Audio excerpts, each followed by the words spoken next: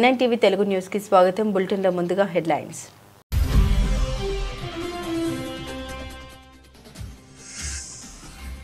పదహారేండ్లలోపు వారికి social media నిషేధం ప్రకటించిన ఆస్ట్రేలియా ప్రధాని.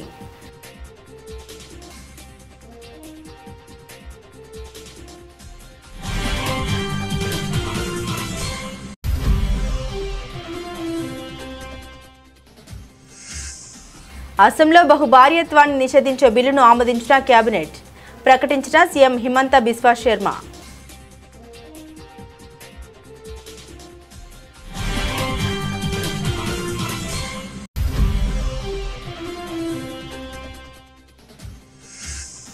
కాంగ్రెస్ అంటే ముస్లింలు, ముస్లింలు అంటే కాంగ్రెస్ అంటారా? రేవంత్ వ్యాఖ్యలపై రాజ్నాథ్ మండిపాటు. ఇది కాంగ్రెస్ సంస్కృతి అంటూ బీహార్ ఎన్నికల ప్రచారంలో ఆగ్రహం.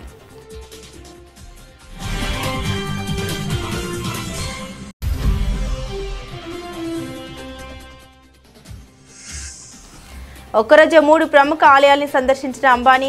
3 ఆలయాలకు భారీ విరాళాలు. తిరుమలకు 100 కోట్లు.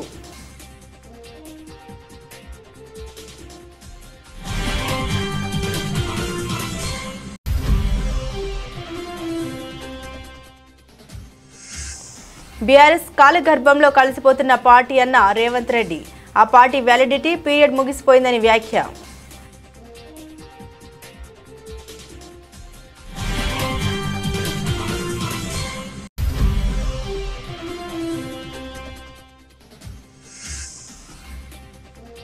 గుంటూరు జిల్లాలో శంకరకంటి ఆసుపత్రి నూతన కేంద్రాన్ని ప్రారంభించిన సీఎం.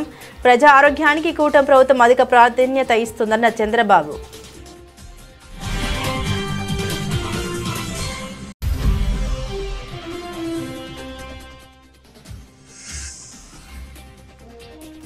రేవంత్ రెడ్డి ఒక మానసిక రోగి. ముఖ్యమంత్రిపై మాజీ మంత్రి జగదీష్ రెడ్డి ధ్వజం.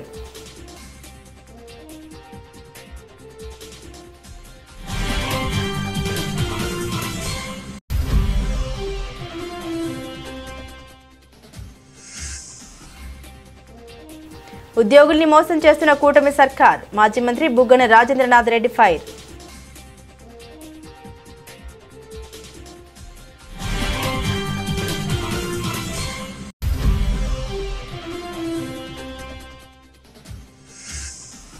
ఈ కాంగ్రెస్ ప్రభుత్వం దద్దమ్మ ప్రభుత్వం.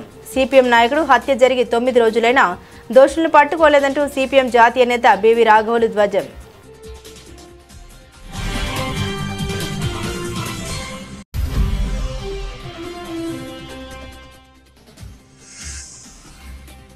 ఆడబిడ్డ రాజకీయమేంటో చూపిస్తానంటున్న కల్వకుంట్ల కవిత. ఎన్నికలకు ఏడాది ముందు తన రాజకీయం మొదలవుతుందని స్పష్టీకరణ.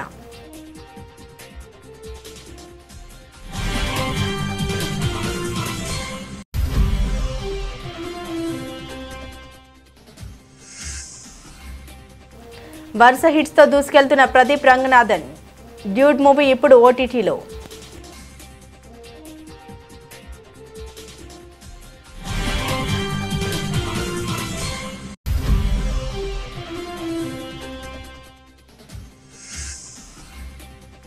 మళ్లీ పరుగులు పెడుతున్న బంగారం, వెండి ధరలు. 1.22 లక్షలు దాటిన 10 గ్రాముల పసిడి.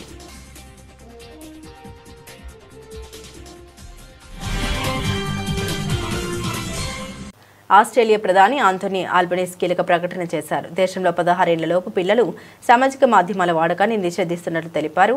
ఆన్లైన్ సేఫ్టీ అమెండ్మెంట్ బిల్ 2024 ఈ ఏడాది డిసెంబర్ 10 నుండి అమల్లోకి రానుంది. Facebook, Twitter, Instagram, TikTok, Snapchat, Reddit, YouTube తదితర మాధ్యమాలకి ఈ చట్టం వర్తించనుంది. సామాజిక మాధ్యమాలు వినియోగించకుండా నిషేధాన్ని విధిస్తూ ఆస్ట్రేలియా ప్రభుత్వం గత ఏడాది కొత్త చట్టాన్ని తీసుకొచ్చిన విషయం తెలిసిందే. ఆ బిల్లుకు ఆస్ట్రేలియా ప్రతినిధుల సభ ఆమోద ముద్ర వేసింది. ప్రతినిధుల సభలో 102 ఓట్ల బలంతో బిల్లుకు ఆమోదం లభించింది.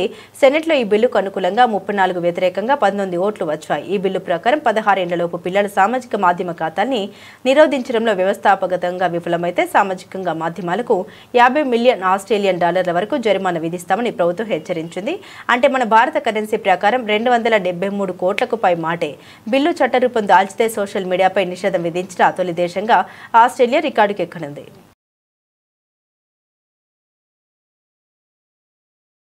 అసెంబ్లీలో బహుభార్యత్వాన్ని నిషేధించే బిల్లును కేబినెట్ ఆమోదించిందని సీఎం హిమంత బిశ్వ శర్మ తెలిపారు. ఈ బిల్లు కింద బహుభార్యత్వాన్ని ఆచరించడం వల్ల 7 సంవత్సరాల వరకు జైలు శిక్ష విధించబడుతుంది మరియు బాధిత మహిళకు పరిహారం చెల్లించే నిబంధన కూడా ఉందన్నారు. అయితే ఈ చట్టం రాష్ట్రంలోని షెడ్యూల్ తెగ జనాభాకు వర్తించదు మరియు అస్సాంలోని 6 షెడ్యూల్ ప్రాంతాల్లో కూడా వెంటనే వర్తించదు. ఇది గిరిజన జనాభా మినహా అందరికీ వర్తిస్తుందని స్పష్టం చేశారు. 6 షెడ్యూల్డ్ ప్రాంతాల్లో ఒక మైనార్టీ ముస్లిం 2005కి ముందు నుండి అక్కడ నివసిస్తుంటే వారు కూడా చట్టం నుండి మినహాయింపు పొందుతారని ముఖ్యమంత్రి అన్నారు. मैंने 8 सभा किया, पार्टी ने और सभा करने के लिए बोला था, लेकिन पहले ही ये एयर शो फिक्स था और निर्मला सीतारमण जी का भी विजिट फिक्स था. तो मैं नॉर्मली जितना करता हूँ मैं कर नहीं पाया.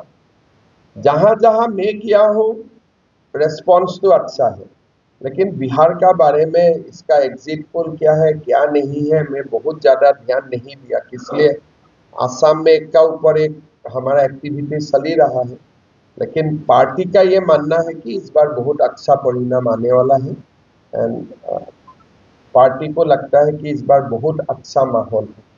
और आपको ये भी मालूम है कि बिहार में अभी सबसे जो लोग प्रिय स्कीम जो है वो भी स्कीम आसाम से ही गया है. जो स्कीम का बारे में पूरा देश भर में चर्चा है, ये स्कीम तो आसाम से ही शुरू किया था. तो ये भी अभी जो लाडली తెలంగాణ ముఖ్యమంత్రి రేవంత్ రెడ్డిపై రక్షణ మంత్రి రాజ్నాథ్ సింగ్ మండిపడ్డారు. కాంగ్రెస్ అంటే ముస్లింలు అని ఆయన అన్నారని, ఇది దేశాన్ని మత ప్రాతిపదికన విభజించడమేనని తెలిపారు.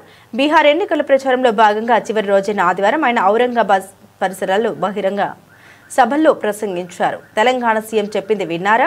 కాంగ్రెస్ అంటే ముస్లింలు, ముస్లింలు అంటే కాంగ్రెస్ అని ఆయన అన్నారు. దీని అర్థం ఏంటి? మత ప్రాతిపదికన దేశాన్ని విభజించే ఉద్దేశంతోనే ఆయన ఈ వ్యాఖ్యలు చేశారు. ఇవేమి రాజకీయాలు, ఇది కాంగ్రెస్ సంస్కృతి అని విమర్శించారు. రేవంత్ రెడ్డి గురువారం జూబ్లీహిల్స్ ఉప ఎన్నిక ప్రచారం సందర్భంగా ఈ వ్యాఖ్య చేశారు. ప్రముఖ క్రికెట్ క్రీడాకారుడు మహ్మద్ అజరుద్దీన్ మంత్రివర్గంలోకి తీసుకోవడాన్ని కేంద్ర మంత్రి కిషన్ రెడ్డి విమర్శించగా దానికి సమాధానమిచ్చిన రేవంత్ మాటలు అన్నారు. దాన్నే రాజ్నాథ్ సింగ్ బీహార్ ఎన్నికల ప్రచారంలో ప్రస్తావించారు. కాంగ్రెస్ విభజన పూరిత బుజ్జగింపు రాజకీయాలను విమర్శించారు. బీజేపీ మాత్రం మానవీయ రాజకీయాలను చేస్తుందని తెలిపారు. ఆర్జేడీ నేత లాలూ ప్రసాద్ ను కూడా ఆయన విమర్శించారు. घोषणा पत्र में यह कहा गया है बिहार में डिफेंस कॉरिडोर बनेगा. डिफेंस कॉरिडोर, डिफेंस कॉरिडोर का मतलब यह होता है बिहार की धरती पर ही तोप बनेंगे, बम बनेंगे, गोले बनेंगे, राइफल बनेगी, मिसाइल बनेंगे. आप ये कहेंगे कि क्या और कहीं पर है? मैं कहूंगा है. हमारे उत्तर प्रदेश में जाकर देख लीजिए. आपने देखा होगा महीने भर पहले उत्तर प्रदेश के लखनऊ में मैंने एक मिसाइल के कारखाने का उद्घाटन किया है. बहनों भाइयों, मिसाइल बनकर तैयार हो गई थी, उसको विदा किया है मैंने. दूसरे देश के लोग हमारी मिसाइल मांग रहे हैं. हम चाहते हैं हथियार, बम, तोप, गोले, मिसाइल हमें दुनिया के दूसरे देशों से लेने की जरूरत न पड़े, बल्कि वह भारत में ही बने और भारतवासियों के हाथों से बने. तो हम लोग यह चाहते हैं यह सब सारी चीजें बने तो बिहार की धरती पर भी बने और हमारे बिहारी नौजवानों के हाथों से बने. ప్రముఖ పారిశ్రామికవేత్త రిలయన్స్ ఇండస్ట్రీస్ అధినేత ముఖేష్ అంబానీ తన దాతృత్వాన్ని మరోసారి చాటుకున్నారు. ఆదివారం ఒక్కరోజు 3 ప్రముఖ ఆలయాల్ని సందర్శించి ప్రజాసేవ కార్యక్రమాల కోసం భారీ విరాళాలు ప్రకటించారు. తిరుమల, కేరళలోని గురువాయూర్, రాజస్థాన్లోని నాథ్వారా ఆలయాలకు ఆయన 165 కోట్లకు పైగా విరాళాల్ని ప్రకటించి వార్తల్లో నిలిచారు. వివరాలకు వెళ్తే వేకువజామున సుప్రభాత సేవ అనంతరం ముఖేష్ అంబానీ తిరుమల శ్రీవారిని దర్శించుకున్నారు. ఈ సందర్భంగా తిరుమలలో నిత్యం 2 లక్షల మందికి అన్న ప్రసాదాలు తయారు చేసేందుకు వీలుగా అత్యాధునిక సౌకర్యాలతో కూడిన కొత్త శాటిలైట్ కిచెన్ వంటశాల నిర్మాణానికి 100 కోట్లు విరాళంగా ప్రకటించారు. ఈ కొత్త వంటశాలను అన్నప్రసాదం ట్రస్టుకు అంకితం చేస్తున్నామని, ఆంధ్రప్రదేశ్ ప్రభుత్వ సహకారంతో ఈ పవిత్ర కార్యక్రమాల్లో భాగస్వాములు కావడం తమకు లభించిన మహాభాగ్యమని రిలయన్స్ సంస్థ ఒక ప్రకటనలో పేర్కొంది. అనంతరం ఆయన రాజస్థాన్లోని నాథ్వారా ఆలయాన్ని సందర్శించారు. అక్కడ భక్తుల సౌకర్యార్థం యాత్రికుల సముదాయాన్ని నిర్మించనున్నట్టు తెలిపారు. రానున్న 3 ఏళ్లలో పూర్తి కానున్న ఈ ప్రాజెక్టు కోసం 50 కోట్లకు పైగా ఖర్చు చేయనున్నట్లు ప్రకటించారు. ఇందులో భాగంగా తొలి విడతగా 15 కోట్ల విరాళంగా అందించారు. అలాగే కేరళలోని గురువాయూర్ శ్రీకృష్ణ ఆలయంలో ప్రత్యేక పూజలు నిర్వహించారు. అక్కడ దేవస్థానం ఆధ్వర్యంలో నిర్మిస్తున్న మల్టీ స్పెషాలిటీ ఆసుపత్రి నిర్మాణానికి తన వంతు సహాయం ప్రకటించారు. తొలి విడతగా 15 కోట్ల చెక్కును ఆలయ అధికారులకు అందించారు. ఒకే రోజు 3 ఆలయాల్లో అన్నదానం, వసతి, వైద్యం వంటి సేవ కార్యక్రమాలకు అంబానీ భారీగా విరాళాలు ఇవ్వడం పట్ల పలువురు హర్షం వ్యక్తం చేస్తున్నారు.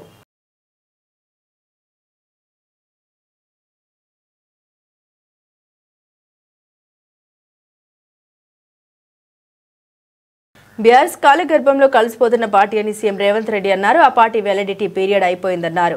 ఇదేమి తాను రాజకీయ విమర్శ కోసం చెబుతున్నది కాదని, ఒకప్పుడు తెలంగాణలో బలంగా ఉన్న టీడీపీ ఇప్పుడు ఇక్కడ కూడా లేకుండా పోయిందని గుర్తు చేశారు. కేసీఆర్తోనే ఆ పార్టీ పని అయిపోతుందన్నారు.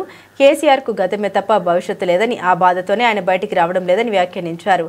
జూబ్లీహిల్స్ ఉప ఎన్నికల్లో ఆ పార్టీ అభ్యర్థికి ఓటేయాలని నియోజకవర్గ ప్రజలకు ఈనాటి వరకు కేసీఆర్ విజ్ఞప్తి చేయకపోవడం దేనికి సంకేతమని ప్రశ్నించారు. బయటికి వచ్చి ప్రచారం చేయడానికి ఆరోగ్య సమస్యలు ఉండవచ్చు, కానీ పార్టీ అభ్యర్థిని గెలిపించాలని కూడా విజ్ఞప్తి చేయడం లేదంటే కేటీఆర్, హరీష్ రావుపై ఆయనకున్న ఆలోచన ఏంటో అర్థం చేసుకోవచ్చని రేవంత్ రెడ్డి వ్యాఖ్యానించారు. శ్రీమతి సోనియా గాంధీ గారి నాయకత్వంలో వారు యూపీఏ చైర్పర్సన్గా తెలంగాణ ప్రజల యొక్క 60 సంవత్సరాల బలమైన ఆకాంక్షను అమలు చేసి తీరుతామని మాట ఇచ్చి ఆ మాట నిలుపుకోవడానికి రాజకీయంగా కాంగ్రెస్ పార్టీ ఎంత త్యాగం చేసిందో మీకు అందరికీ తెలుసు. ఇక్కడ చాలామంది జర్నలిస్ట్ మిత్రులు ఆనాడు తెలంగాణ ఉద్యమంలో క్రియాశీలక పాత్ర పోషించి తెలంగాణ రాష్ట్ర సాధనలో మీ పాత్రను మీరు పూర్తి స్థాయిలో పోషించడం జరిగింది. ఆ నేపథ్యంలో తెలంగాణ రాష్ట్ర ఏర్పాటు ప్రక్రియ స్టేట్ అపాయింటెడ్ డే జూన్ 2, 2014. మనం సినిమా స్టోరీ అంతా ఒకటి ఉంటుంది, ప్రేక్షకులను ఉత్తేజపరచడానికి ఐటమ్ సాంగ్ అని ఉంటుంది అప్పుడప్పుడు మధ్యలో. అలాంటిని ఆదర్శంగా తీసుకొని కేటీఆర్ గారు ప్రచారాలు చేసి కాంగ్రెస్ పార్టీ మీద దుమ్మెత్తడానికి ప్రయత్నం చేస్తున్నాడు. దుమ్మెత్తిపోయడానికి ఆయన ఎన్నికల ప్రచార సరళిని ఒకసారి గమనించండి. ఈ మధ్యకాలంలో వచ్చిన పుష్పలో శ్రీలీల ఐటమ్ సాంగ్ను చూడండి. ఏమైనా తేడా ఉందా? ఈ రాష్ట్రానికి నాయకత్వం వహిస్తానని చెప్పే నాయకుడి యొక్క ప్రచార సరళి పార్టీ జెండాను, కండువాను గాల్లో ఇలా తిప్పుకుంటూ ఎవరు చేస్తారు ఇవన్నీ? అనారోగ్యమే నిజమైన పేదరికమని, అందుకే ప్రజల ఆరోగ్యానికి తమ కూటమి ప్రభుత్వం అత్యధిక ప్రాధాన్యత ఇస్తోందని సీఎం చంద్రబాబు స్పష్టం చేశారు. పేదలకు సేవ చేసే ప్రతి సంస్థకు ప్రభుత్వం అండగా నిలుస్తుందని ఆయన హామీ ఇచ్చారు. గుంటూరు జిల్లా పెదకాకనిలోని శంకర కంటి ఆసుపత్రిలో ఏర్పాటు చేసిన సూపర్ స్పెషాలిటీ ఐకేర్ కేంద్రాన్ని ఆయన ప్రారంభించారు. ఈ కార్యక్రమానికి కంచి కామకోటి పీఠాధిపతి జగద్గురు శ్రీ శ్రీ శంకర విజయేంద్ర సరస్వతి స్వామీజీ హాజరయ్యారు. ఈ సందర్భంగా సీఎం చంద్రబాబు మాట్లాడారు. 5 దశాబ్దాలుగా శంకర కంటి ఆసుపత్రి పేదలకు ఉచితంగా కంటి పరీక్షలు, ఆపరేషన్లు చేస్తూ వారి జీవితాల్లో వెలుగులు నింపడం అభినందనీయమన్నారు. ధర్మం, న్యాయం, సేవ మూల సిద్ధాంతాలుగా కంచి పీఠాన్ని జగద్గురువు శ్రీ ఆదిశంకరాచార్యులు తమిళనాడులో స్థాపించారు. నాటి నుంచి నేటి వరకు హిందూ ధర్మ పరిరక్షణకు కృషి చేస్తుంది ఈ సంస్థ. అన్య మతాల నుంచి హిందూ మతానికి ముప్పు వాటిల్లిన సమయంలో సదాశివుడి రూపమైన ఆదిశంకరాచార్య భూలోకంలో జన్మించారని భక్తుల నమ్మకం, విశ్వాసం. ఆ విశ్వాసమే ఈ విజయానికి కారణమైందని చెప్పి కూడా నేను మీకు తెలియజేస్తున్నా. కర్ణాటకలోని శృంగేరి శారదా పీఠం, గుజరాత్ లో ద్వారకా పీఠం, ఒరిస్సా పూరిలో గోవర్ధన పీఠం, ఉత్తరాఖండ్ బద్రీనాథ్ లో జ్యోతిర్మయ పీఠం మఠం, ఇలా దేశంలో 4 దిక్కుల 4 పీఠాలను స్థాపించారు. 4 వేదాలు వ్యాప్తి చెందేలా చేశారు. హిందూ ధర్మాన్ని తిరిగి బలమైన శక్తిగా మలిచారు. హిందూ ధర్మ పరిరక్షణకు ప్రస్థానం సాగిస్తున్న కంచి పీఠం మహోన్నతంగా ఎదుగుతూ వచ్చింది. ధర్మం, జ్ఞానం, సేవకు ముఖ్యమంత్రి రేవంత్ రెడ్డి ఒక మానసిక రోగి, విచక్షణ రహితంగా మాట్లాడడం ఆయన నైజం. ఎలా పడితే అలా అబద్దాలు మాట్లాడడం ఆయనకు నిత్య కృత్యం. ఆదివారం నిర్వహించిన మీట్ ద ప్రెస్ లో కూడా బూతు పంచాంగమే అందుకున్నాడని మాజీ మంత్రి జి జగదీష్ రెడ్డి విమర్శించారు. ఇంతలా ఇష్టారీతిన మాట్లాడే సీఎం ఇప్పటి వరకు ఎవరూ లేరని తెలిపారు. హైదరాబాద్ తెలంగాణ భవన్ లో ఆయన మీడియాతో మాట్లాడారు. సర్పంచ్ ఎన్నికల మాదిరిగా జూబ్లీహిల్స్ ఉప ఎన్నికల ప్రచారం కోసం 6 సార్లు సీఎం రేవంత్ రెడ్డి గల్లీ తిరిగారని, అది సరిపోదన్నట్టు మీట్ ద ప్రెస్ లో కూడా పాల్గొన్నారని విమర్శించారు. ప్రెస్ క్లబ్ అంటే గౌరవం లేక స్టార్ హోటల్లో నిర్వహించారని ఆరోపించారు. కవితమ్మ గురించి మాట్లాడుతున్నాడు, హరీష్ రావు గారి గురించి మాట్లాడుతున్నాడు. ఏందో నిర్ణయాలు ఇంకా ఎవరు వాళ్ళ కుటుంబ సభ్యుల గురించి మాట్లాడుతున్నాడు. వీళ్ళని దూరం చేసిండ్రు, వాళ్ళు నిలగొట్టిండ్రని. మరి నేను ఎందుకో నీ సొంత అన్న కూతురు పెళ్ళి అయితే నీ కుటుంబ సభ్యులు రాలేదు ఎందుకు? చెప్పు సమాధానం. నీ సొంత అన్న కూతురు పెళ్ళికి నీ సొంత కుటుంబ సభ్యులు, నీ భార్య నీ కూతురులే కదా నీ కొంత కుటుంబ సభ్యులు, ఎందుకు పోలేదు? ఎందుకు మాట్లాడాలి వ్యక్తిగత విషయాలు, కుటుంబ విషయాలు? ఏమవసరం? నువ్వు ఒకటి మాట్లాడితే ఇంకోటి వస్తుంది కదా.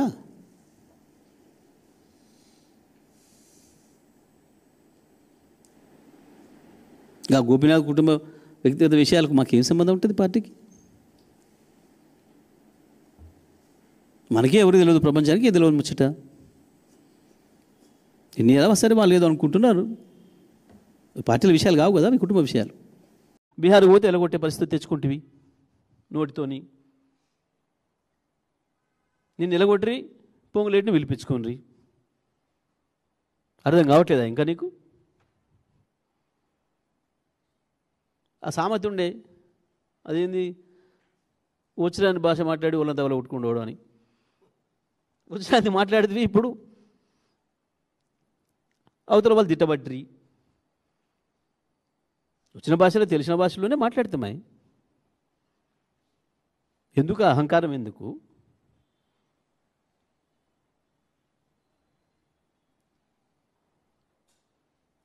నీ అజ్ఞానానికి అధికారం తోడయ్యేవరికి అహంకారం పెరిగిపోయింది. దాంట్లో నుంచి వస్తున్నాయి ఇవన్నీ. కాబట్టి బంద్ చేయి, కేటీఆర్తో పోల్చుకోవడం బంద్ చేయి. దాంతో నీ ఫ్రస్ట్రేషన్ తగ్గుతుంది కొంచెం. పదవులతో రాదు ఎప్పుడు కూడా మనుషులకి. గొప్పతనం, గౌరవం, పేరు, మంచి పేరు పదవులతో రాదు. చేసే పనులతో వస్తుంది, ప్రవర్తనతో వస్తుంది, మాట్లాడే మాటతో వస్తుంది. అవి నేర్చుకో కావాలంటే కేటీఆర్ నుంచి, కేసీఆర్ నుంచి. అందుకంటే మంచిగా ఉండడానికి ప్రయత్నం చేయి. అసలు ఏపీలో పరిపాలన జరుగుతుందా అంటూ కూటమి సర్కార్ను వైఎస్ఆర్సీపీ నేత మాజీ మంత్రి బుగ్గన రాజేంద్రనాథ్ నిలదీశారు. ఆయన మీడియాతో మాట్లాడుతూ కూటమి సర్కారు ఉద్యోగుల్ని మోసం చేసిందని మండిపడ్డారు. ఉద్యోగులకు మెరుగైన పీఆర్సీ ఇస్తామని మోసం చేసిందన్న బుగ్గన, ఉద్యోగులకు ఐఆర్ ఇస్తామన్న హామీని కూటమి సర్కార్ గాలికి వదిలేసిందన్నారు. ఏడాదిన్నర గడిచిన చంద్రబాబు పీఆర్సీ ఊసు ఎత్తడం లేదంటూ బుగ్గన ఆగ్రహం వ్యక్తం చేశారు. ఆలయాల్లో తిరుపతిలో వైకుంఠ ఏకాదశి సందర్భంగా తొక్కిసలాట 6 మంది చనిపోతారు. సింహాచలం చందనోత్సవం సమయంలో క్యూ లైన్ పక్కన గోడ ఇరిగిపోయి 7 మంది చనిపోతారు. ఈ మధ్యలో కాశీబుగ్గలో శ్రీకాకుళం జిల్లా ఏకాదశి సందర్భంగా వెంకటేశ్వర ఆలయంలో 9 మంది చనిపోతారు. తిరుపతిలో 6 మంది చనిపోవడం ఏంది, సింహాచలంలో 7 మంది చనిపోవడం ఏంది, కాశీబుగ్గలో 9 మంది చనిపోవడం ఏంది? అంటే ఇప్పుడు ఇవన్నీ కూడా ఎందుకు జరిగినట్లు? ఎందుకు జరిగినట్లంటే మీరు పరిపాలన విధానం ఏదైతే చేస్తున్నారో మీ పరిపాలన విధానంలో ప్రతి చోట కూడా మీ పార్టీ కార్యకర్తలను ప్రతి చోట, అంటే ఇప్పుడు నిజం చెప్పాలంటే గుడి పరిపాలన ఎప్పటి నుంచి జరుగుతుందండి? ఇప్పుడు 100ల సంవత్సరం నుంచి జరుగుతుంది. 100,000 సంవత్సరం నుంచి ఆలయాలు ఉన్నాయి, గుడి జరుగుతుంది, ఉత్సవాలు జరుగుతున్నాయి. పాలక మండలి ఉంటుంది, ట్రస్ట్ బోర్డు ఉంటుంది. దాంట్లో ఏ కాలానికి తగినట్లు ఆ కాలం సెక్యూరిటీ వాళ్ళు ఉంటారు, వాళ్ళ పని వాళ్ళు చేస్తుంటారు. ఎప్పుడైతే మీరు ప్రతి దాంట్లో పోతారో ఈ ప్రాబ్లం సృష్టి అవుతుందన్నమాట. అందుకని ఇప్పుడు మీరు చూడండి, తెలుగుదేశం కార్యకర్తలు ప్రతి చోట పోతారనమాట. ఏమంటే ఇది మాది ప్రభుత్వం అని. ఎక్కడ నాకు తెలిసి ఏ పొలిటికల్ పార్టీ ఉండదు ఇట్లా. అంటే ప్రతి ఒక్కరి పనిలో మీరే పోతారు. రెవెన్యూ డిపార్ట్మెంట్ వాళ్ళ దగ్గర మీరే, తహసీల్దార్ ఆఫీస్లో మీ వాళ్ళే కూర్చుంటారు. టౌన్ ప్లానింగ్కి పోతే ఇప్పుడు ప్లాట్ లేదని ఎవరన్నా రియల్ ఎస్టేట్ వాళ్ళు ప్లాట్లు వేసుకోవాలంటే మీ వాళ్ళ పర్మిషన్ తీసుకోవాలా. పోలీసు వాళ్ళు అయితే తలకాయ పట్టుకొని కూర్చున్నారు పాపం. ఏం చేయాలి సార్, అసలు ఇది ఇబ్బందికరమైన పరిస్థితి వచ్చింది, మాకే అసలు మనస్సాక్షి దెబ్బతింటుంది. ఎందుకంటే మాట మాట్లాడితే మేము అధికార పార్టీ. ఇది ఎందుకు అట్లా జరుగుతుంది? మీరు ఇచ్చిన సంకేతం వల్ల. ఈ కాంగ్రెస్ ప్రభుత్వం దద్దమ్మ ప్రభుత్వం అంటూ సిపిఎం జాతీయ నేత బివి రాఘవులు ధ్వజమెత్తారు. మధిర నియోజకవర్గంలో సిపిఎం నాయకుడు సామినేని రామారావు హత్య జరిగి 9 రోజులైనా దోషుల్ని పట్టుకోలేదన్నారు. ఈ హత్య చేసింది కాంగ్రెస్ నాయకులని మేము చెబుతున్నామని, దీనిపై విచారణ జరిపి దోషుల్ని శిక్షించే వరకు ఈ ప్రభుత్వాన్ని వదిలిపెట్టమన్నారు. హత్య జరిగి 9 రోజులు అయినా కానీ ఈరోజు ఈ ప్రభుత్వం ఎవరు హత్య చేశారో కనిపెట్టలేనంత దద్దమ్మ ప్రభుత్వం అని చెప్పేసి నేను అడుగుతున్నాను. పోలీస్ శాఖ వారు, హోంమంత్రి వీళ్ళందరూ చెప్తుంటారు, దొంగల్ని గంటలోనే పట్టుకున్నాం, దోపిడీ చేసిన వాళ్ళని రోజులోనే పట్టుకున్నాం అని చెప్పేసి రోజు పేపర్లో చెప్తుంటారు. మరి 9 రోజులైనా ఏం చేస్తున్నారు? ఈ ప్రభుత్వం ఏం చేస్తుంది? బట్టి విక్రమార్క గారు ఏం చేస్తున్నారు? CM, home minister, chief minister గారు ఏం చేస్తున్నారో రాష్ట్ర ప్రజలకి, తెలంగాణ ప్రజలకి సమాధానం చెప్పాలని చెప్పేసి నేను కోరుతున్నాను. మేము చెప్తున్నాం, ఇక్కడ రాజకీయంగా హత్య జరిగింది, కాంగ్రెస్ వారే ఈ హత్యకి పాల్పడ్డారని చెప్పేసి మేము చెప్తున్నాం. కాదని చెప్పుకోవాల్సిన బాధ్యత, కాదని రుజువు చేసుకోవాల్సిన బాధ్యత మీది, ఈ గ్రామస్తులదే కాదు, ఉప ముఖ్యమంత్రిది, ముఖ్యమంత్రిది అని చెప్తున్నాం. ఇది తేలేదాకా ఈ ప్రభుత్వం మీద మేము వదిలిపెట్టం. ఈ ప్రభుత్వాన్ని తేల్చుకునేదానికి కృషి చేస్తామని చెప్పేసాం. ఈ సమయంలో భారత కమ్యూనిస్ట్ పార్టీ, మార్క్సిస్టు పాలిట్ బ్యూరో ఖచ్చితంగా ఈ గ్రామ ప్రజలకి, ఈ రాష్ట్ర పార్టీకి అన్ని విధాల అండదండలుగా ఉంటాం. తెలంగాణ జాగృతి అధ్యక్షురాలు ఎమ్మెల్సీ కల్వకుంట్ల కవిత బీఆర్ఎస్ పైన మాజీ మంత్రి హరీష్ రావు పైన సంచలన ఆరోపణ చేశారు. అధికారం ఎవరికి శాశ్వతం కాదని, అలా అనుకున్న వారిని ప్రజలు ఇంట్లో కూర్చోబెట్టారని వ్యాఖ్యానించారు. తనను పార్టీ నుండి అత్యంత అవమానకరంగా కనీసం షోకాజ్ నోటీస్ కూడా ఇవ్వకుండా సస్పెండ్ చేశారని ఆవేదన వ్యక్తం చేశారు. నేను తెలంగాణ బిడ్డనే, ఆకలినైనా తట్టుకుంటా కానీ అవమానాన్ని మాత్రం తట్టుకోనని స్పష్టం చేశారు. వరంగల్ ప్రెస్ క్లబ్లో నిర్వహించిన మీట్ ది ప్రెస్ కార్యక్రమంలో ఆమె మాట్లాడారు. 20 ఏళ్లు పార్టీలో పనిచేస్తే ఇలా అవమానించి బయటకు పంపించారని కవిత వాపోయారు.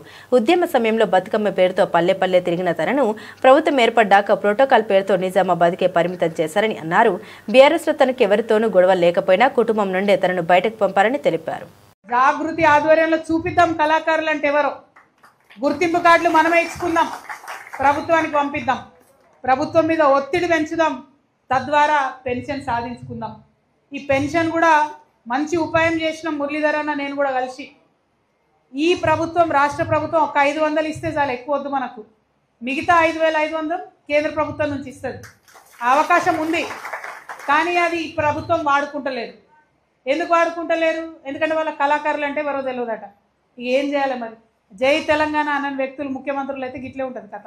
పరేషాన్, ఆయనకు ఉద్యమం తెలియదు, కళ తెలియదు, కార్ఖానా తెలియదు. ఇవాళ మనకు కావాల్సింది ఏంది? మన ఆడబిడ్డలకు గుర్తింపు రావాలి, మన అన్నలు ఎవరైతే కళాకారులు ఉన్నారో వారికి గుర్తింపు రావాలి. వారి కోసమే ఈ ప్రయత్నం అంతా సాగుతూ ఉన్నది. కాబట్టి ఖచ్చితంగా ఆ విషయంలో ముందుకు పోదాం.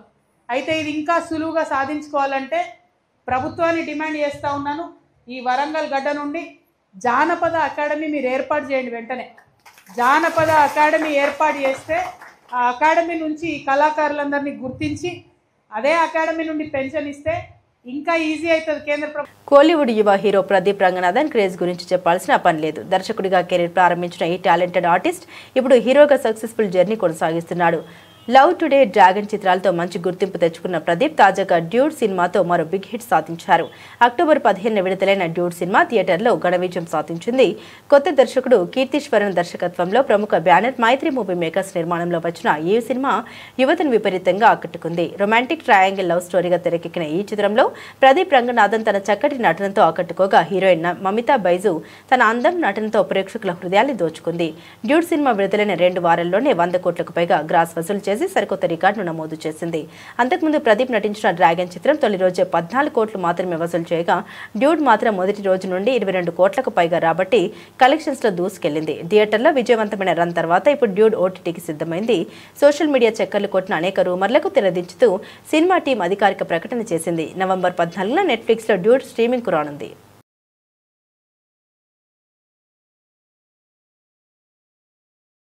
బంగారం, వెండి ధరలు ఇవాళ భారీగా పెరిగాయి. అంతర్జాతీయంగా సానుకూల సంకేతాలు. వచ్చే నెలలో అమెరికా ఫెడరల్ రిజర్వ్ వడ్డీ రేట్లను తగ్గించవచ్చన్న అంచనాలు బులియన్ మార్కెట్కు కొత్త ఊపునిచ్చాయి. దేశీయ మల్టీ కమోడిటీ ఎక్స్చేంజ్లో ఉదయం 10 గంటల సమయంలో బంగారం ధర 1.16% పెరిగి 10 గ్రాములకు 1,22,468కి చేరుకుంది. అదేవిధంగా వెండి ధర 1.99% వృద్ధికి కిలోకు 1,50,666 వద్ద ట్రేడ్ అయింది. అక్టోబర్లో రికార్డు స్థాయికి చేరిన తర్వాత కొంత తగ్గుముఖం పట్టిన పసిడి ధరలు మళ్లీ పుంజుకున్నాయి. అమెరికా ఆర్థిక వ్యవస్థ పనితీరుపై పెరుగుతున్న ఆందోళన, వచ్చే నెలలో వడ్డీ రేట్ల కోత ఉండొచ్చన్న అంచనాలు పసిడికి డిమాండ్ పెంచుతున్నాయి. మెహతా ఈక్విటీస్ కి చెందిన కమోడిటీస్ వైస్ ప్రెసిడెంట్ రాహుల్ కలాంత్రి ప్రకారం గత వారం మొత్తం ధరల్లో తీవ్ర ఒడిదుడుకులు కనిపించినా అమెరికాలో వినియోగదారుల సెంటిమెంట్ బలహీనపడడం, ప్రభుత్వ షట్డౌన్పై నెలకొన్న అనిశ్చితి కారణంగా ధరలు తిరిగి కోలుకున్నాయి.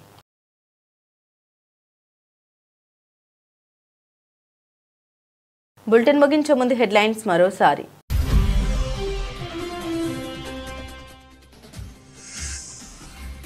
16 ఏళ్లలోపు వారికి సోషల్ మీడియా నిషేధం ప్రకటించిన ఆస్ట్రేలియా ప్రధాని.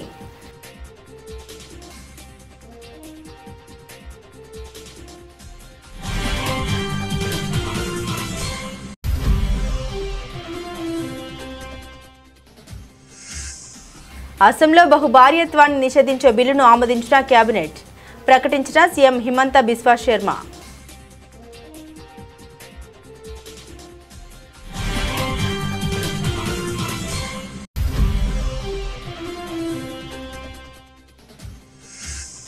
కాంగ్రెస్ అంటే ముస్లింలు, ముస్లింలు అంటే కాంగ్రెస్ అంటారా? రేవంత్ వ్యాఖ్యలపై రాజ్నాథ్ మండిపాటు. ఇది కాంగ్రెస్ సంస్కృతి అంటూ బీహార్ ఎన్నికల ప్రచారంలో ఆగ్రహం.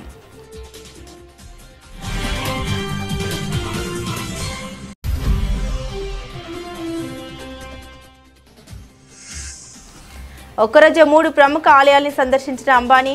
3 ఆలయాలకు భారీ విరాళాలు. తిరుమలకు 100 కోట్లు.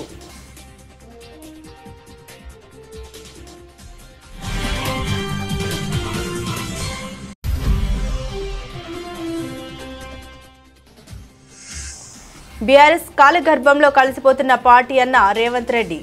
ఆ పార్టీ వ్యాలిడిటీ పీరియడ్ ముగిసిపోయిందని వ్యాఖ్య.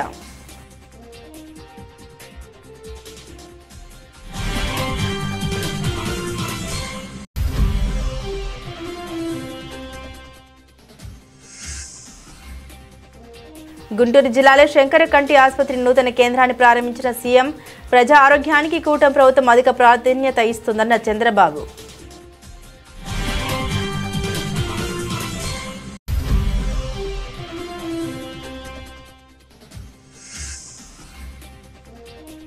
రేవంత్ రెడ్డి ఒక మానసిక రోగి. ముఖ్యమంత్రిపై మాజీ మంత్రి జగదీష్ రెడ్డి ధ్వజం.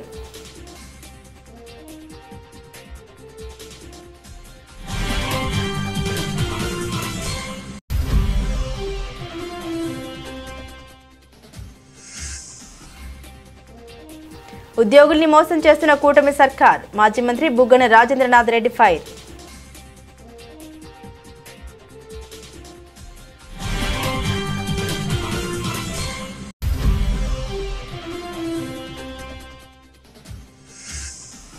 ఈ కాంగ్రెస్ ప్రభుత్వం దద్దమ్మ ప్రభుత్వం. సిపిఎం నాయకుడు హత్య జరిగి 9 రోజులైనా దోషులను పట్టుకోలేదంటూ సిపిఎం జాతీయ నేత బీవీ రాఘవులు ధ్వజం.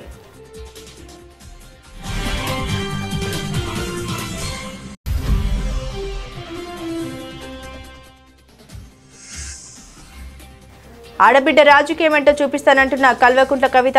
ఎన్నికలకు ఏడాది ముందు తన రాజకీయం మొదలవుతుందని స్పష్టీకరణ.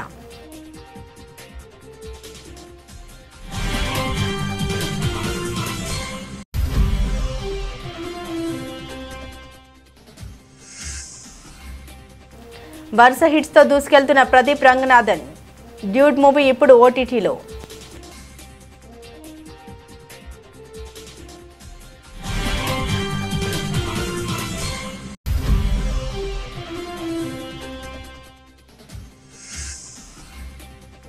మళ్లీ పరుగులు పెడుతున్న బంగారం వెండి ధరలు. 1.22 లక్షలు దాటిన 10 గ్రాముల పసిడి.